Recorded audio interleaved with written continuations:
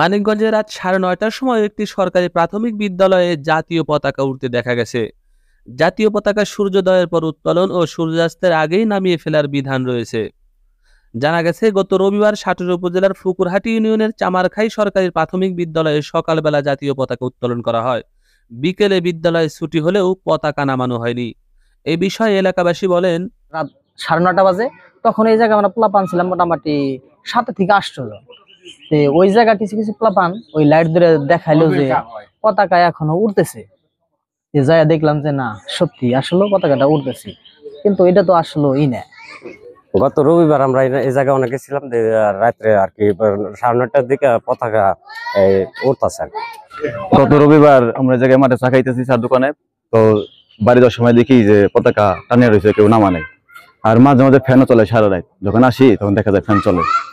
এ বিষয়ে বিদ্যালয়ের প্রধান শিক্ষক আব্দুস সাত্তার বলেন, গত পরশু দিনে আমাদের ছিল ওই যে নির্বাচন অফিসে আমাদের ট্রেনিং ছিল, আমাদের সহকারী শিক্ষকদের 4 জনের ট্রেনিং ছিল।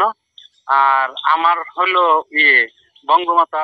বঙ্গবন্ধু ফুটবল টুর্নামেন্টের মিটিং ছিল ক্লাস্টার পর্যায়ে, ইউনিয়ন পর্যায়ে আর কি, ক্লাস্টার ভিত্তিক। ওই জায়গায় থেকে মিটিং এর পরে আমরা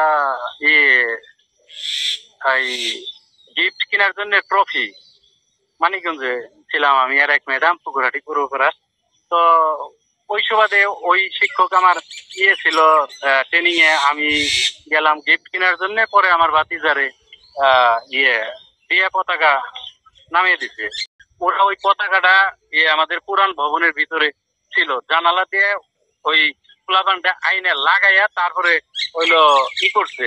পরে হইলে আমাকে সভাপতিরে ফোন দিছে, সভাপতি আমার ফোন দিছিল। আমি কি না পতাকা তো 4টার পরে নামিয়ে দিতে আমার ভাতিজা রাহুল। বিদ্যালয়ের সভাপতি মোহাম্মদ লুৎফর রহমান বলেন, রাত্রে 11টার দিকে 10টার দিকে মনে হয় আমার পতাকা উঠতেছে,